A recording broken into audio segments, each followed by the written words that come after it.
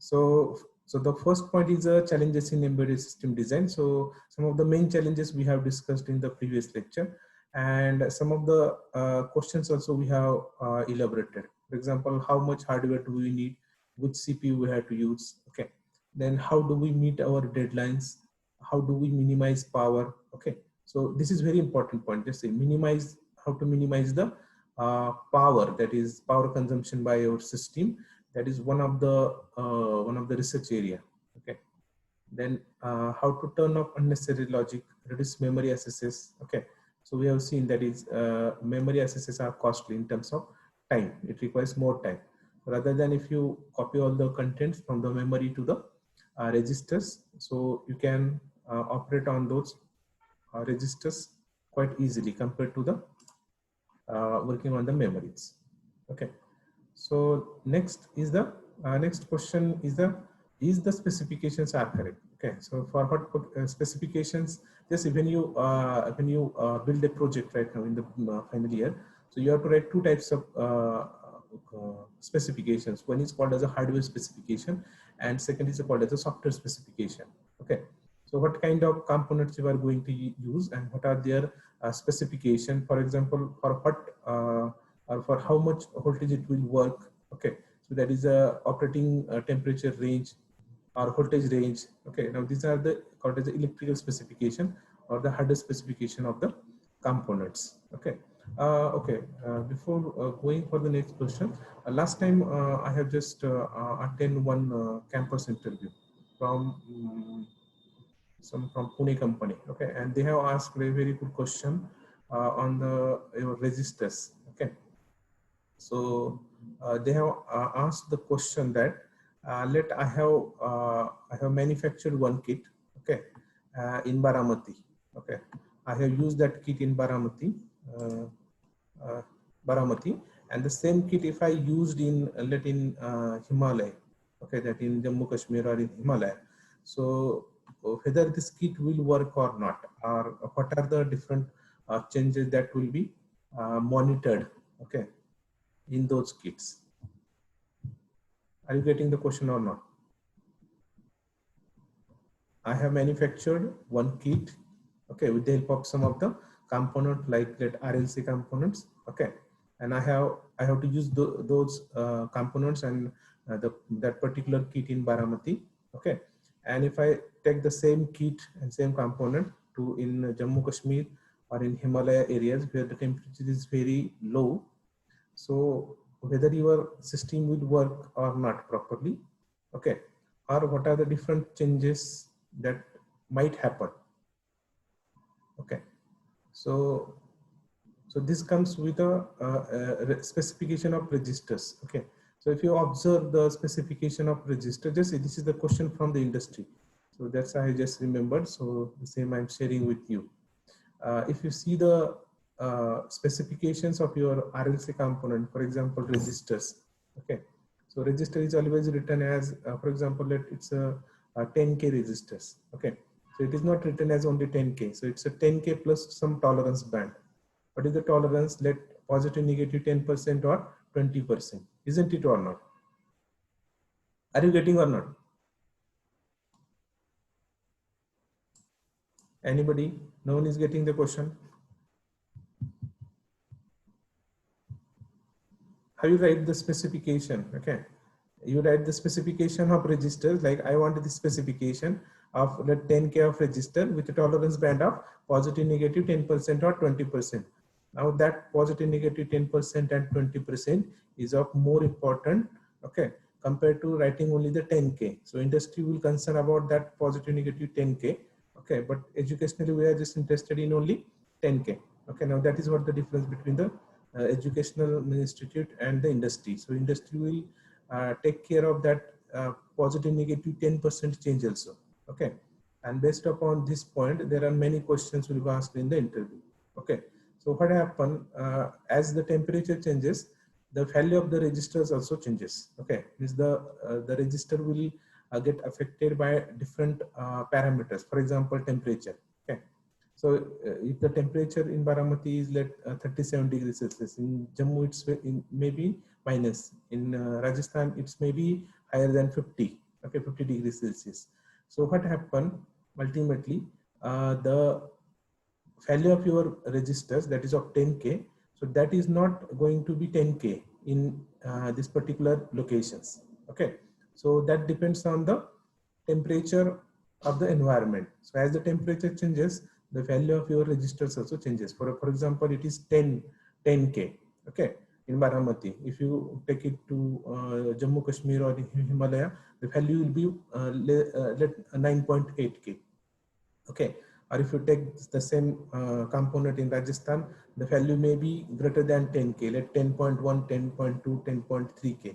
Okay, depending upon the tolerance band. Now that is what the explanation you have to give in the interviews. Okay, so that means the value of your component will get affected by the temperature. Okay, so that is the one conclusion. Second, the aging factors also comes into the picture. That means whatever the components you have, okay, so while its life goes on, as its life increases, so that aging effect also comes on the component. So that is also one of the reasons why the original values of your components get changed. Okay, so now this parameter you have to remember. Okay, so that is what the specification. Okay, so whether you are getting the correct specification or not, okay, maybe the hardware specification, maybe the software specification, or maybe the electrical specification. Just see, so that is the challenge. So why I'm discussing this, because we are discussing the different challenges in embedded systems. So while designing your embedded systems, for example, if you are designing it for the military applications, okay, or maybe for space applications, in the space the temperature is again very less, okay, or either it is very high in thousands of degrees Celsius. Okay, so you have to take care of this challenge also while designing your embedded systems. Okay, then next is does the implementation meet the specification? Okay, I mean, that means you have implemented the system, but whether you have designed the same system that you have proposed for. Okay, next, how do we test for real-time characteristic? Okay, what is real-time characteristic? For example, I told that, okay, the same example, that is that you have to detect the enemy aircraft and then you have to intercept it. Okay, so whether the given time, that is for a given time, it will detect the enemy aircraft and it will intercept. Okay, so whether practically it is real time or not. Okay, otherwise it is only theoretically real time, that is of no use. So how to test it? That is also one of the challenge. That is, practical testing is very difficult for real time characteristic, because you have to test for it. Okay, that means you have to go for some dummy aircraft, and then you have to detect it, and also you have to see whether it will intercept or not. So that is one of the difficulty. Then next is what is our development platform? Okay, that means you are going to develop an embedded system, but by using which kind of development platform?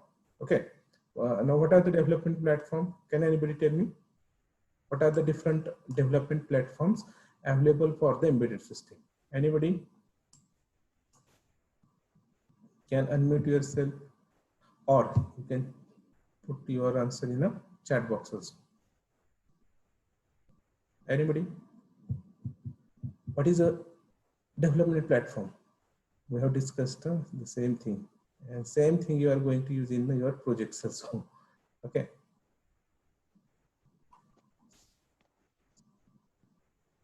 So I'm waiting for, okay, I have to call the names. Okay. Kokre is there, Kokre, Akshara Kokre, then Bhosle Rutuja is there. Yes, sir. Okay, so what do you mean by development platform? We have discussed this in previous lectures. So development platforms. Okay, I have to design some embedded system. Okay, so what are the different development platforms? Okay,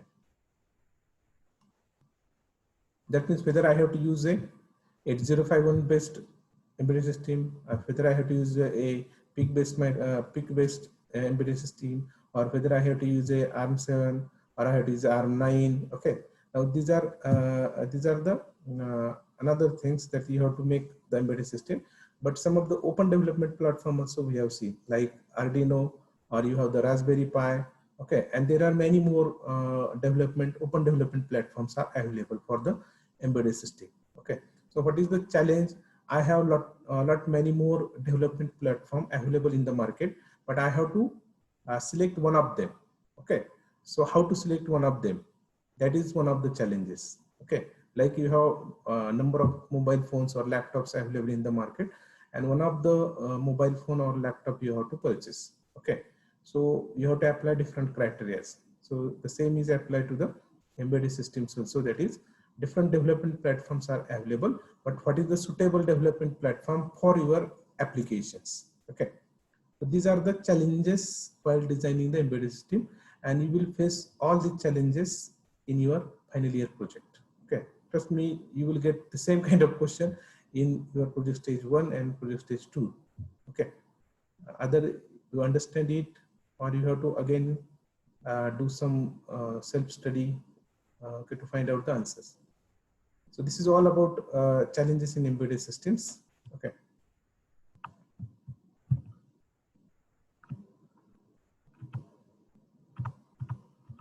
Now, very important second point, that is processor selection criteria for an embedded system. Okay, just see, again, I will tell you the same thing. That is, again, these questions will be asked in all your orals, practicals, again in industry. Okay, so be careful, okay, and be attentive. So what are the different processor selection criteria for an embedded system? Okay, so the first criteria, there are many more criteria, but some of the criteria that we have listed here only. So first criteria is instruction cycle time.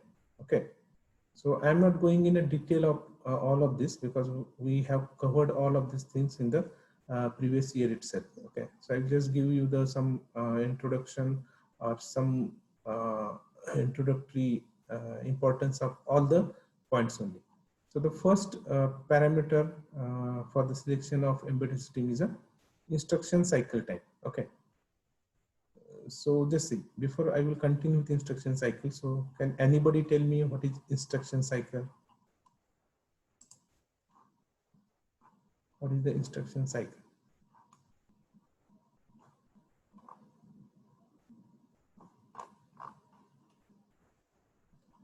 As I say, I will tell you one thing. Okay, so that is called as a knowledge. Okay, so if anyone asks you to define the knowledge, how will you define the knowledge? So you will define a knowledge with a simple term, whatever things you will remember, okay, at any time. Okay, if anyone asks you a question, and if you are able to explain it, okay, you have to give the proper answer without any looking into any gadgets or in books. Okay, so that is nothing but the complete knowledge. Okay, and that is what required. If anybody call you for interview right now, so if you are able to answer the questions, then you have a knowledge. Otherwise, you are just mugging the things for the exams. Okay, so that's why this is important. So what is the instruction cycle? That's why I'm just asking you about the instruction cycle.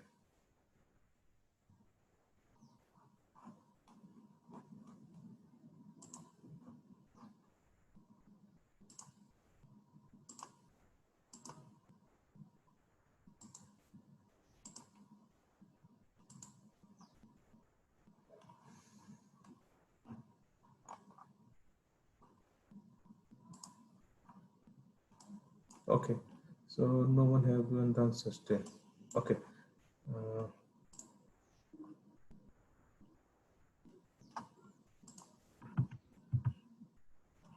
Okay, instruction cycle, that is the complete time required to execute your instructions. Okay, instruction cycles means the complete time required to execute your instructions. Okay, so there are different machine cycles.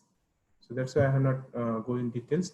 Number of clock cycles will form a machine cycles, and number of machine cycle will form a one instruction cycle. So that is what the inside the instruction cycle. So this will give you how much time is required to complete in that particular instructions. Okay, so this is the first criteria. Second criteria is internal bus width. Okay, So whether the internal bus is of 8-bit or 16-bit or 32-bit or 64-bit. Okay. So depending upon that, the speed of your execution increases. If you go for 64-bit, that means the operational speed of your system is very high. If you go 8-bit, the operational speed is very low. Okay. So that is what the second criteria for the selection of processor. Let's see, this is how to select the processor. I will select the processor. So depending upon this parameter. Next criteria is a CISC or RISC processor. So what is CISC and RISC? What is CISC and RISC? Gerard, Prashant is there? Yes, sir. Okay, so what is CISC? Long form of CISC?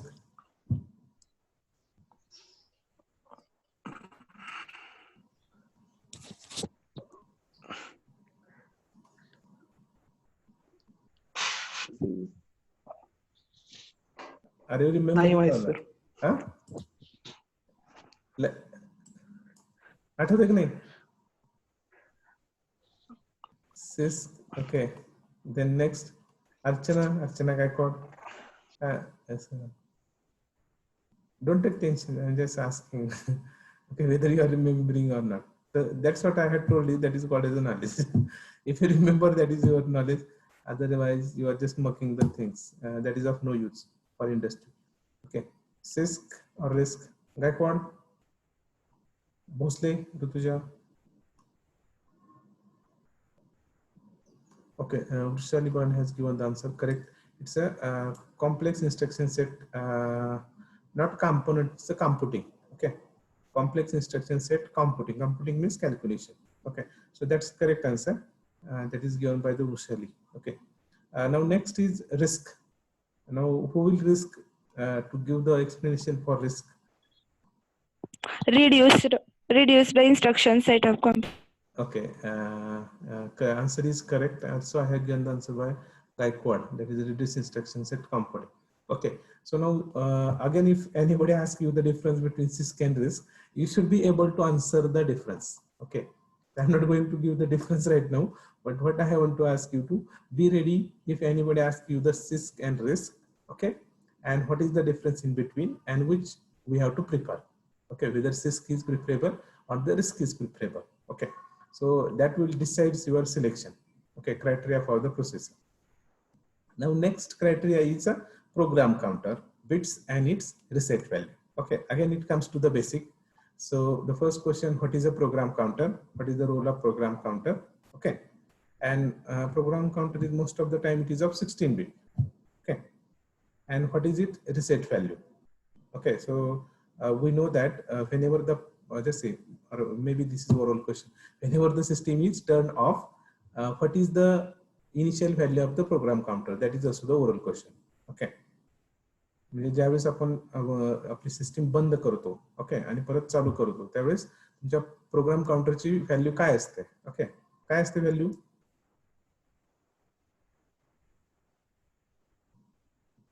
What is the initial value of the program counter whenever you power or switch on your embedded system? Patole, Nikita Patole. Kalkhere is there? Rutuja Kalkhere.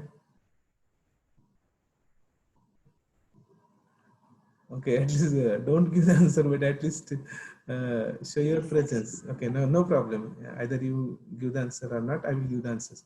Okay, so the initial address is always 0. Just remember. Again, this is the oral questions. Okay, this is the oral question. So whenever you switch on your embedded system, the value of the program counter is always 0. Okay, and on reset also it is 0. Whenever you reset, its value is 0. Okay, so now this is what the one of the criteria. Now there are some other exceptions also. Okay, where the program counter having some another values.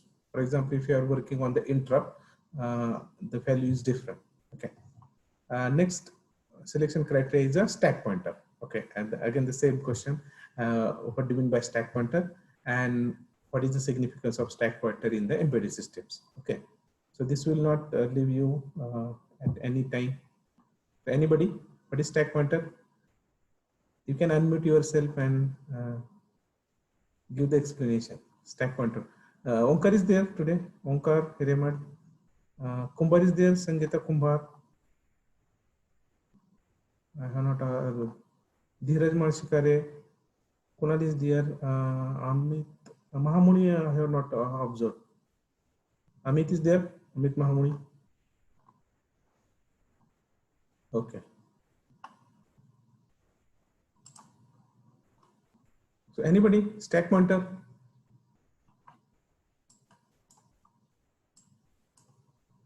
Stack pointer. Okay, what is the use of stack pointer? Okay, there is one instruction while coming for the online lecture. Okay, at least keep one notepad and pen with you people. Okay, at least try to note your difficulties or whatever the difficult points. Okay, so you can work on yourself at least. Okay, so that is a compulsory one. I will check online notepad and pens. Okay, I have got one answer from Kunal Agarwal. It's a small register which stores the data from last program. Okay, so it is somewhat correct answer. Store the address. Okay, so whenever we jump from one point to another point or one program to another point, another program, we have to keep the return address. Okay, so we have to keep the return address on the stack pointer. Okay, so that is what the correct answer, stack pointer. So Bharakar also has given, it is a special purpose register. Okay, okay, it's a special purpose register. That is also correct, but you have to mention the function. Okay, that is the application of either program pointer or the stack pointer. Okay, so you have to be specific. Okay, so if you are not again good with these points, okay, either you try to work or Google this definition on any search engine. Okay, because again these terms will ask in the interview. Okay, so next is stack pointer, that is covered. Now next is pipeline. So now again the question is, what is pipelining? What is the application of pipelining? Okay, anybody again? Deshmukh is there. Samiksha Deshmukh. So what do you mean by pipelining? And what is the role of pipelining?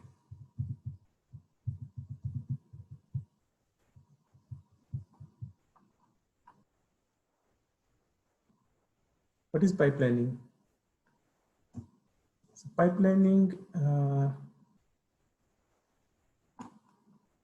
nobody is interested in definition of pipelining. Hareba, it's very, Dheeraj is there. Dheeraj Marshikare. Dheeraj Ahikare. Yes, sir. Yes, sir. Okay. What do you mean by pipelining? Athote kya?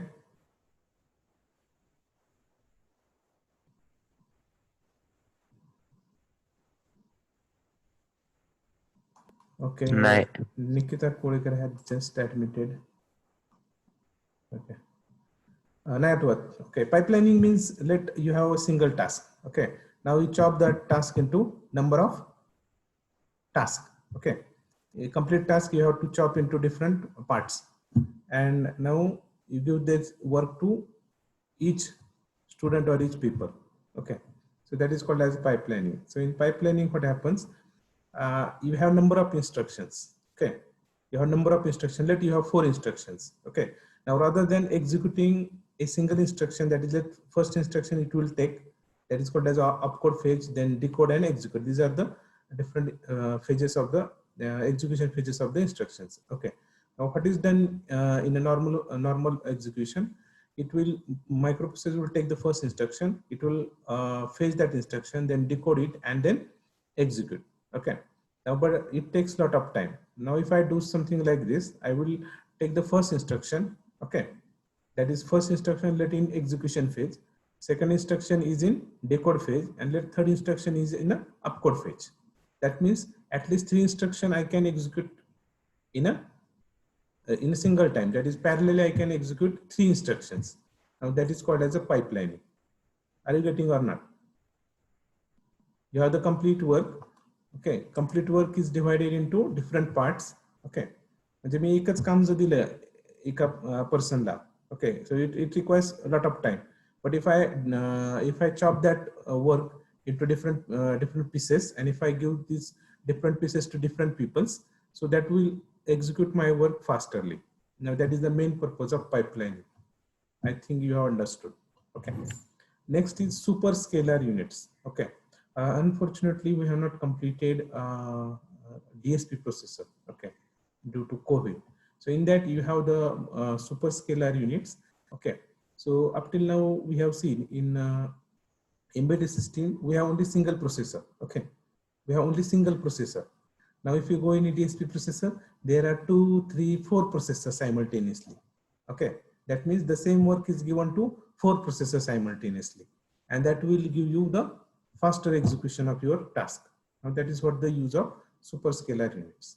Okay, so that are mostly used in your DSP processors. Okay, but some of the microprocessor controllers are also supporting this particular features. Okay, next is on-chip memories.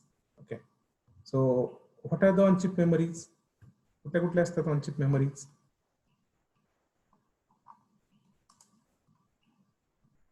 Komal one way is there. Komal.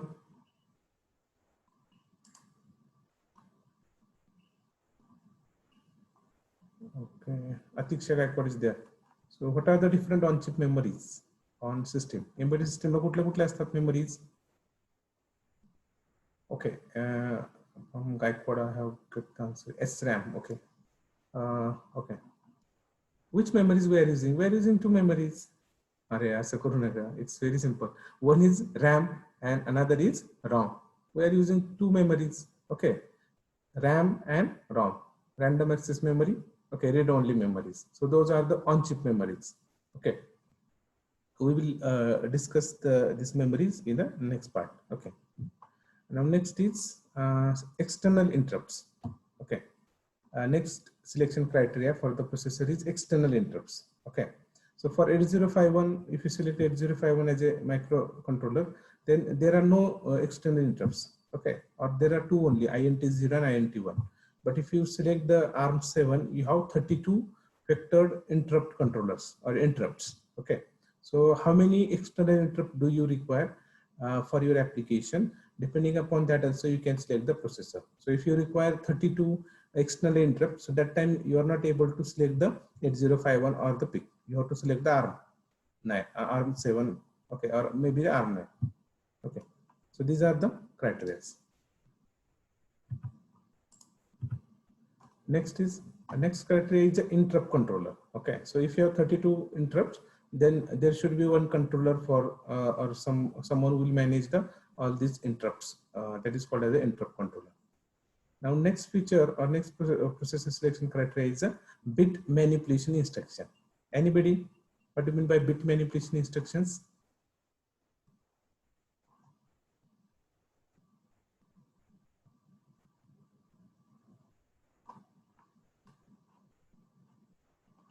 Bit manipulation instructions. You just unmute yourself, huh? It takes a lot of time otherwise.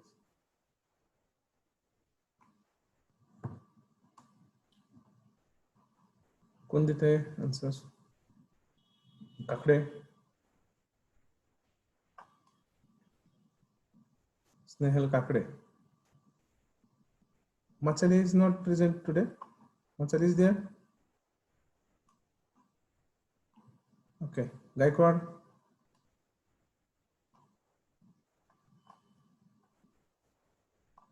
Deshmukh is there. Samiksha Deshmukh. What do you mean by bit manipulation instruction?